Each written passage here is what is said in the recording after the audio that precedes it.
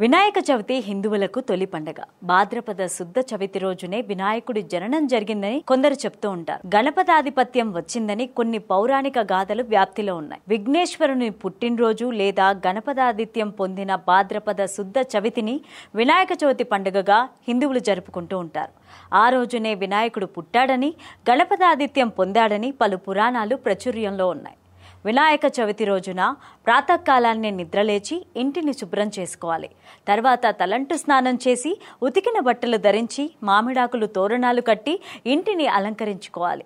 ఓ పీటకు పసుపు రాసి ఇంటి ఈశాన్య భాగంలో ఉత్తర దిక్కులో ఉంచాలి. ఓ పళ్ళెంలో బియ్యం పోసి తమలపాకులు పెట్టుకోవాలి. దీపారాధన తరువాత మంత్రాలు ఉచ్చరిస్తూ పూజను ప్రారంభించాలి. పూర్వం చంద్రవంశానికి చెందిన ధర్మరాజు దాయాదులతో మాయాజూదం వల్ల రాజ్యాన్ని పోగొట్టుకుని భార్య సోదరులతో వనవాసం చేస్తూ ఒకనాడు నైమిషారణ్యానికి చేరుకుంటాడు. అక్కడ సౌనకాది ఋషులకు అనేక పురాణ రహస్యాలను బోధిస్తున్న సూతక మహామునిని దర్శించి తనకు తిరిగి రాజ్యం పొందే మార్గం, వ్రతం ఏదైనా ఉంటే చెప్పమని ధర్మరాజు వేడుకుంటారు.